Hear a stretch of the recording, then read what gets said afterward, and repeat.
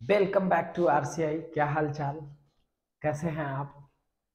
हाँ, उम्मीद है चुस्त होंगे, दुरुस्त होंगे, मस्त होंगे और मन लगा के पढ़ाई कर रहे होंगे, है ना? तो ऐसा है कि आज हम लोग इक्वलेंट बेस्ड क्वेश्चन का 15 क्वेश्चन हम लोग प्रैक्टिस कर लिए थे।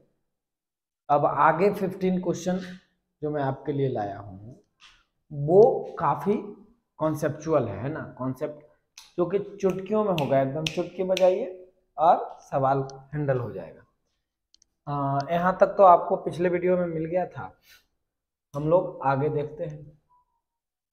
इस तरह का क्वेश्चन बनाने का जुगाड़ तो अब तक समझ ही गए होंगे आप, है ना?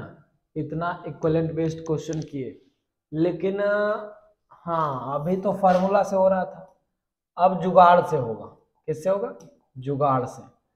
ठीक है, जुगाड़ क्या है? चूंकि सिलेक्शन जुगाड़ दिलाता है, सिलेक्शन जुगाड़ दिलाता है। ठीक है, तो आप देखिए कि धातु का तुल्यांकी भार टाइप का क्वेश्चन आएगा। सब क्वेश्चन में क्या बोलेगा? धातु का तुल्यांकी भार। क्या बोलेगा?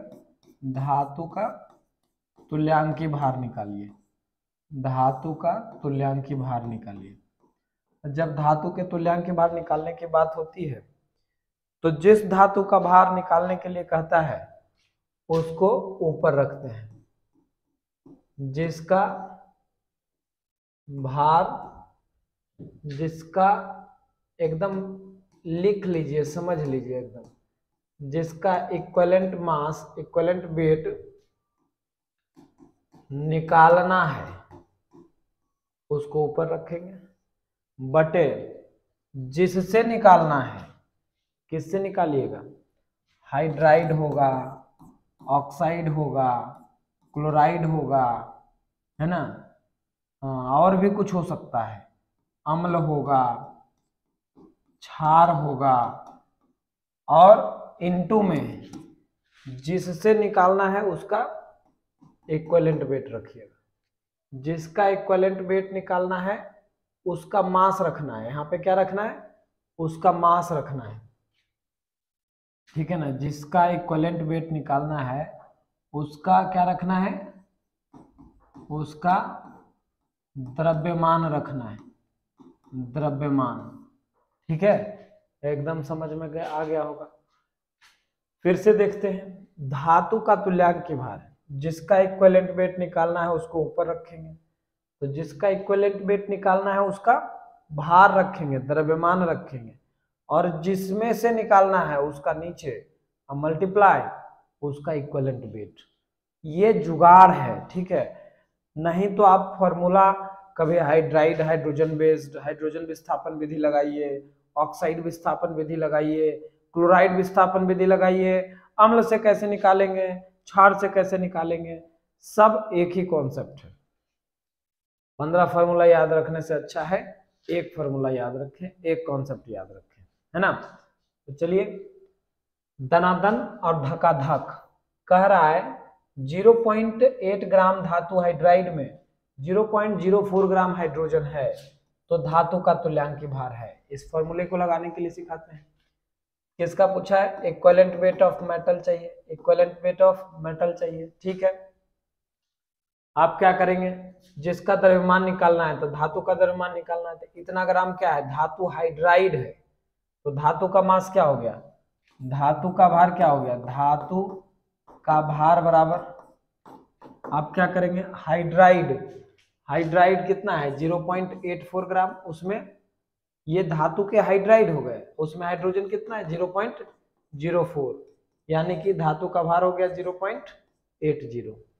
चलिए, 0.80 तो आप ऊपर रख लेंगे, क्योंकि जिसका निकालना था उसका द्रव्यमान, तो धातु का द्रव्यमान ऊपर रख लिए। ठीक है, अब जिससे निकालना है, तो किससे निकालना है? हाइड्राइड से, हाइड्रोजन से, तो हाइड्रोजन को आप नीचे रख लीजिए। ठीक है, मल्टीप्लाई, मल्टीप्लाई आप किसका कर लीजिएगा? हाइड्रोजन के संयोजकता क्या होता है, माने इक्विवेलेंट वेट क्या होता है? हाइड्रोजन का इक्विवेलेंट वेट क्या होता है ना? इनटू इक्विवेलेंट वेट रखना है। हाइड्रोजन का इक्विवेलेंट वेट क्या होता है? 1। तो जब आप इसको कैंसिल आउट करेंगे तो आपको प्यारा सा आंसर मिलेगा 20। सोच लीजिए कि कितना इजीली हैंडल कर लिए, है ना। चलिए फिर से एक बार देखते हैं। जिसका तुल्यांक भार निकालना है उसका भार को ऊपर रखेंगे। यहाँ धातु का हाइड्राइड दिया था, धातु के हाइड्राइड में से हाइड्रोजन को जब मैं हटा दूंगा तो क्या बचेगा, धातु। तो 0.80 रख लिए, और हाइड्रोजन से निकाल रहे तो उसका नीचे इंटू इक्विवेलेंट वेट। ठीक है, कोई दिक्कत नहीं। चलिए बेस्ट, नेक्स्ट पे चलते हैं। हाँ, अब आया ये मजे की बात। एक तत्व है A1 gram of element gives A2 gram of its oxide, the equivalent mass of the element is.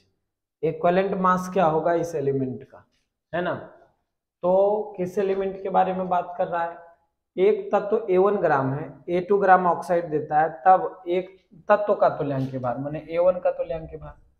जैसे ही बोलता है जिसका निकालना है उसको, जिसका निकालना है उसको ऊपर रखिएगा। एलिमेंट मतलब इक्विवेलेंट वेट ऑफ एलिमेंट की बात कर रहे हैं, ई इक्विवेलेंट वेट ऑफ एलिमेंट। जिसका निकालना है उसको ऊपर रख दिए A1। ठीक है, अब नीचे हमको सिर्फ क्या लगा, A2 ग्राम ऑक्साइड है, तो इसमें तो A1 भी है और ऑक्सीजन भी है, तो हम A2 में से A1 को घटा देंगे तो सिर्फ ऑक्साइड बच जाएगा।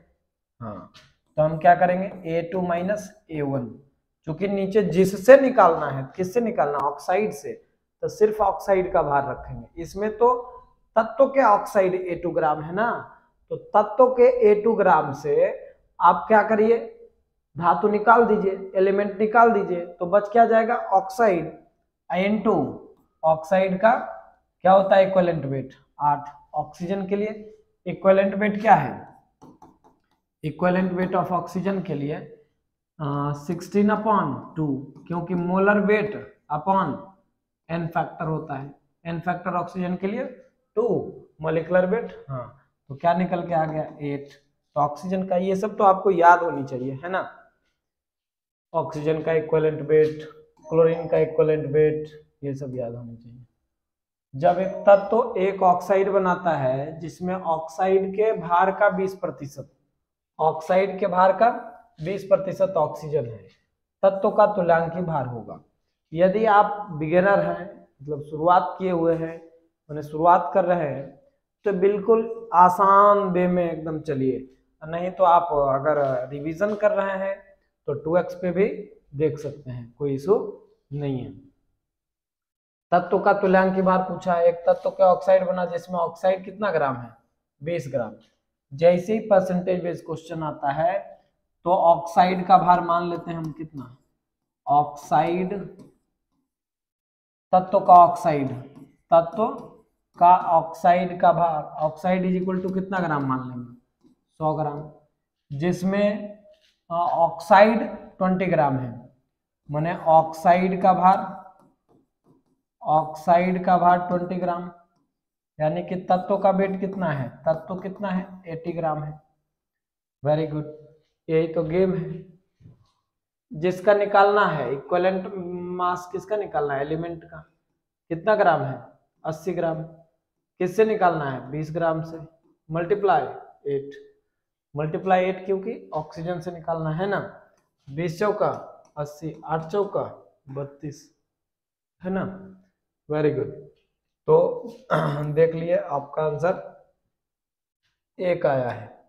चलिए, ये यूनिक टाइप का क्वेश्चन है। If 1.2 gram of metal displace 1.12 litre of hydrogen at NTP equivalent mass of the metal would be, है ना। तो क्या है, यदि 1.2 ग्राम धातु एनटीपी पर 1.12 लीटर हाइड्रोजन विस्थापित करती है, तो धातु का तुल्यांकी भार होगा, धातु का तुल्यांकी भार होगा। तो सबसे पहला काम मैं क्या करता हूँ, जिससे निकालना है धातु का इक्विवेलेंट वेट ऑफ मेटल निकालना है, जिसका निकालना है उसको ऊपर रखेंगे। 1.2 ग्राम धातु दिया है, ठीक है, 1.2 को ऊपर रख लिए। अब हाइड्रोजन का भार नीचे रखना है, तो 1.12 लीटर दिया है। चलते हैं मोल पे, मोल्स ऑफ हाइड्रोजन के लिए गिवन मास 1.12, ठीक है, नहीं सॉरी, लीटर है ना, हाँ 1.12 लीटर अपॉन 22.4 लीटर। जब ये दोनों लीटर में है तो लीटर से लीटर तो कैंसिल होगा ही, कट के आ जाएगा कितना हुआ 112, 22.4 इंटू 10 हो जाएगा, है ना, क्योंकि दशमलव उड़ेंगे, दशमलव जो भी है अपना उड़ के यहाँ पे बैलेंस हो जाएगा। ठीक है, देखिए कैसे, यहाँ ऊपर 10 और नीचे 100, एक जीरो से एक जीरो कैंसिल, तो ये बचेगा 112 दूना 224 यानी 1/20 मोल। आप लोग जानते हैं कि 1 मोल ऑफ O2 सॉरी क्या है H2 इज इक्वल टू कितना ग्राम, 2 ग्राम, है ना। तो 1/20 mole of H2 is equal to 1/20 into 2 gram यानी कि 0.1 ग्राम। हाँ, तो हाइड्रोजन का बार कितना आ गया 0.1, मोलर वेट 1, मोलर वेट 1, दशमलव उड़ा दीजिए, आंसर आपका आ गया 12। देख रहे हैं कितना इजीली हैंडल हो जाता है, बस जिसका निकालना है उसको ऊपर, जिससे निकालना है उसको नीचे, मल्टीप्लाई इक्विवेलेंट वेट, जिससे निकालना है उसका इक्विवेलेंट वेट। ठीक है, चलिए नेक्स्ट पे आइए। 1 ग्राम हाइड्रोजन 80 ग्राम ब्रोमीन से संयोग करती है। 1 ग्राम कैल्शियम जिसका संयोजकता 2 है 4 ग्राम ब्रोमीन से संयोग करता है, तो कैल्शियम का तुल्यांकीय भार होगा। कैल्शियम का तुल्यांकीय भार, तुल्यांक माने इक्विवेलेंट वेट ऑफ कैल्शियम कितना ग्राम है 1 ग्राम है, ठीक है। कितने ग्राम ब्रोमीन से 4 ग्राम ब्रोमीन से, ब्रोमीन की संयोजकता 1 होती है, तो इक्विवेलेंट वेट कितना हो जाएगा ब्रोमीन के लिए 80, इक्विवेलेंट वेट कितना हो जाएगा 80, तो यहाँ से आप कैंसिल आउट करिएगा तो कितना हो जाएगा 20, यानी इक्विवेलेंट वेट 20 ग्राम हो जाएगा, 20 ग्राम, ठीक है। चलिए very good. 2.8 gram of iron displace 3.2 gram of copper, है ना, from solution of copper sulphate, it has equivalent mass of iron is 28 then equivalent mass of copper building. ठीक है, कह रहा है 2.8 ग्राम आयरन कॉपर सल्फेट के विलयन से 3.2 ग्राम कॉपर विस्थापित करता है। यदि आयरन का तुल्यांकीय भार इतना है तो कॉपर का तुल्यांकीय भार होगा, कॉपर सल्फेट विलयन से 3.2 ग्राम कॉपर, तो चलिए इक्विवेलेंट वेट ऑफ कॉपर के लिए कॉपर का भार ऊपर रखेंगे 3.2, किससे निकालता है आयरन से, 2.8 को नीचे रखेंगे, मल्टीप्लाई आयरन का इक्विवेलेंट वेट क्या होगा, है ना, आयरन का तुल्यांकीय भार होगा, क्योंकि नीचे आयरन को रखे हैं, है ना, तो आयरन का तुल्यांकीय भार होगा 56 होता है, कितना होता है 56 अपॉन 2, तो ये हो जाएगा 28, कितना हो जाएगा 28। जैसे देखिए आयरन क्या है कॉपर के जैसा है, तो Fe+2 चार्ज है, और लोहा का मास ऑफ Fe कितना होता है मॉलिक्यूलर मास, ठीक है ना, मॉलिक्यूलर मास जो है Fe का, मॉलिक्यूलर मास Fe का जो है वो 56 होता है, एन फैक्टर जो है यहाँ पे कॉपर के हिसाब से 2 है, तो इक्विवेलेंट वेट बराबर 56 अपॉन 2, क्योंकि molecular weight upon n factor formula आप जानते हैं 28 आ गया, वहीं से रख दिए, यहाँ से इसको उड़ा दीजिए 28 से 28 उड़ा दीजिए, बाकी कॉपर का आ गया 32। बताइए इतना इजी कॉन्सेप्ट है, इतना इजी, बोलिए इससे भी इजी क्या हो सकता है, इससे भी इजी कुछ पॉसिबल है क्या। जिसका निकालना है उसको ऊपर, जिससे निकालना है उसको नीचे, जिससे निकालना है उसका मल्टीप्लाई कर दीजिए इक्विवेलेंट वेट से, है ना। चलिए,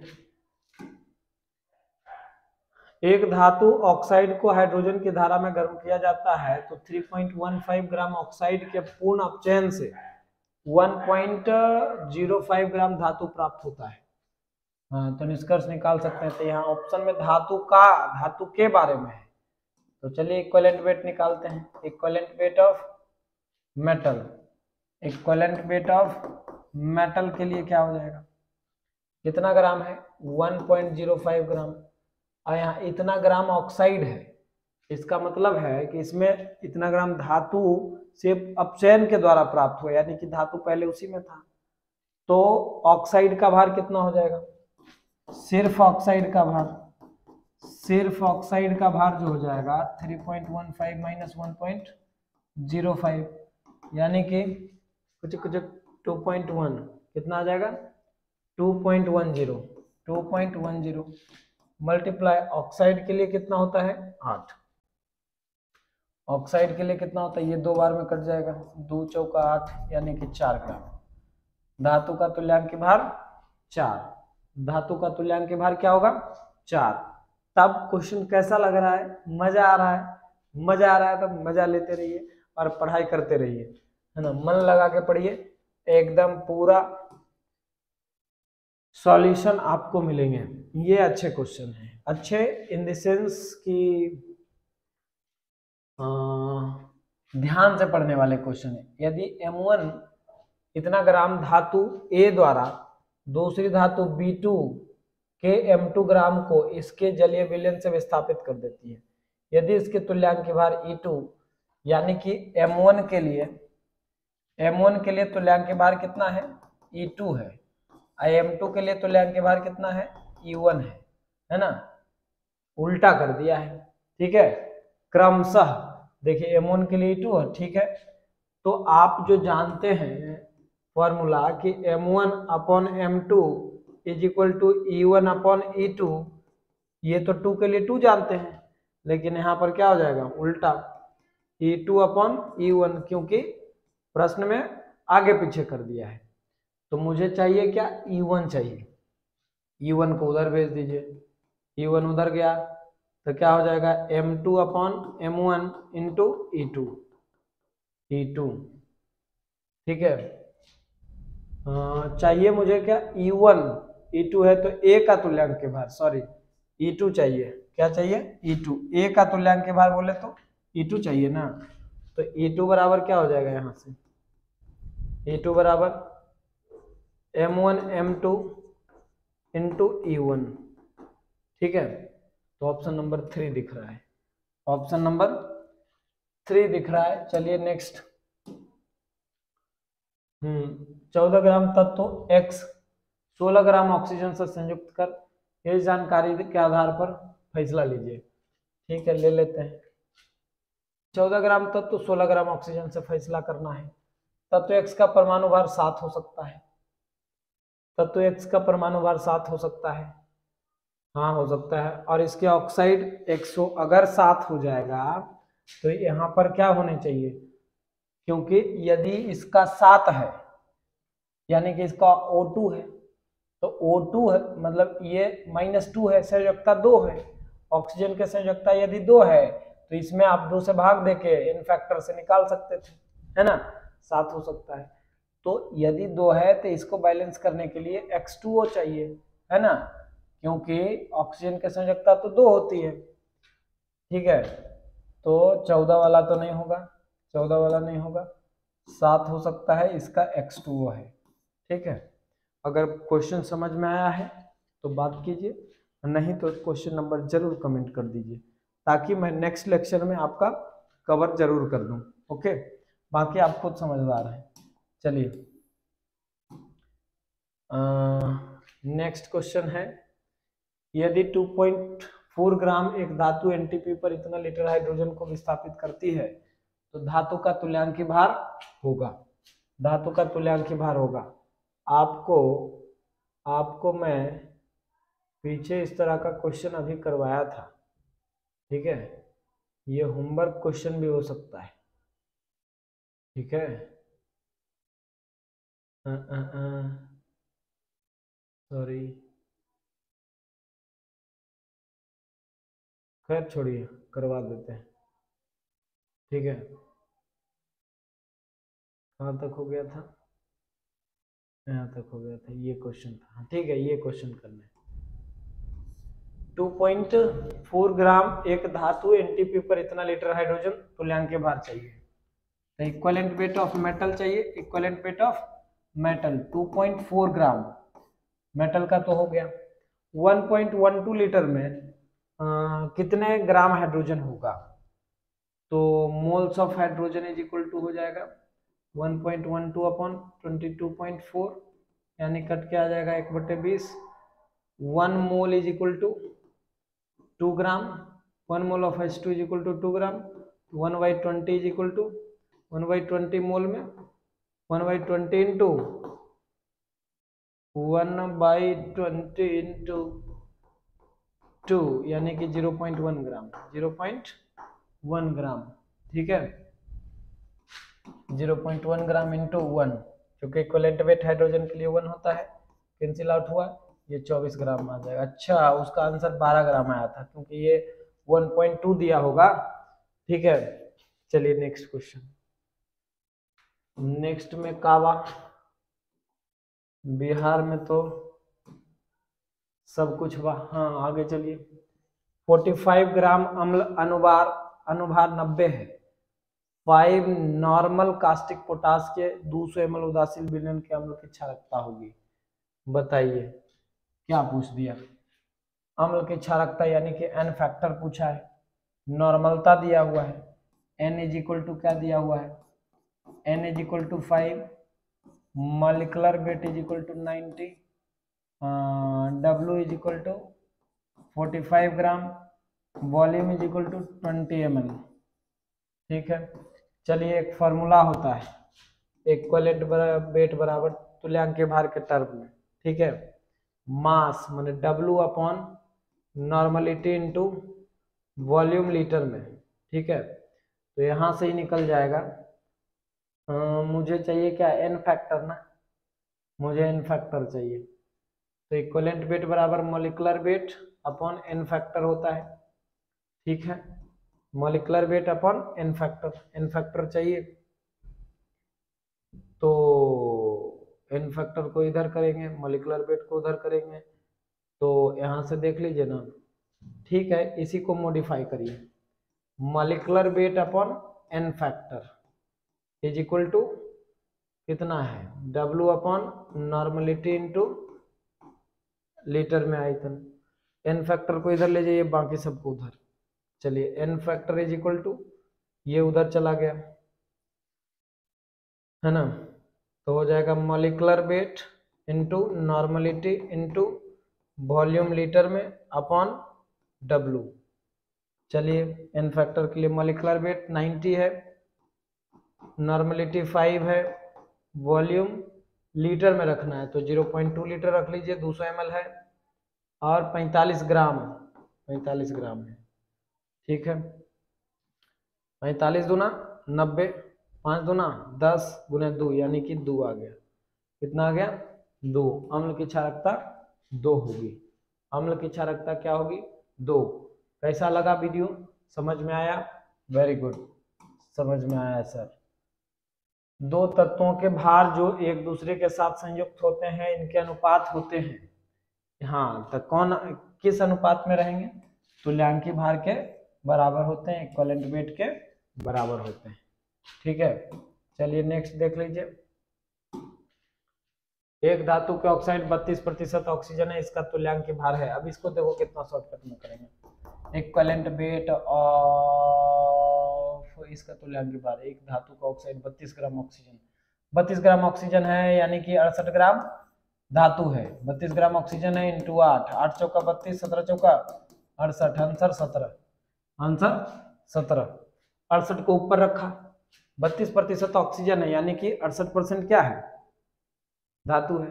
धातु का तुल्यांक भार चाहिए 68 ग्राम को ऊपर, 32 ग्राम को नीचे, इंटू ऑक्साइड का equivalent weight 17 gram. Very good. चलिए नेक्स्ट पे आ जाइए। 1 gram calcium 2.6 gram of zinc से अलग अलग अम्ल के अधिकता में हाइड्रोजन क्रिया कराई जाती है तो हाइड्रोजन के समान मान प्राप्त होता है। यदि जिंक का तुल्यांक भार इतना है तो कैल्शियम का तुल्यांक भार पूछा है, तो इसको हम लोग M1 M2 M1 upon M2 is equal to E1 upon E2। तो चलिए, M1 की जगह पे अगर मैं कैल्शियम को कंसीडर करता हूं M1 में कैल्शियम को कंसीडर करता हूं तो मुझे से E1 बराबर वाट पूछा गया है। M2 को यदि मैं 2.6 ग्राम जिंक को कंसीडर करता हूं, 1.6 ग्राम है ये जिंक है, ठीक है। तो E2 इज इक्वल टू मेरे पास दिया हुआ है 32.6 ग्राम। ये डेटा का ना एनालिसिस जरूरी है, पढ़ना चाहिए, दोबारा क्वेश्चन पढ़िए, समझिए, ठीक है। E1 पूछा है तो E1 को हम लोग इधर रखेंगे, E2 into M1 upon M2। E2 का बा हो 32.6 इंटू M1 का बा 1.6 अपॉन M2 कितना है 2.6। दशमलव दशमलव को कैंसिल कर दिए, इस दशमलव से इसको कैंसिल कर देंगे। चलिए वेरी गुड। अब कैंसिल आउट हो करना है, 26 से कहीं 26 एक बार में कट गया, ठीक है। अब बच गया 26 छो 32 छो 26 दूना 52, 26 दूना 52, तो पॉइंट में हो जाएगा ना।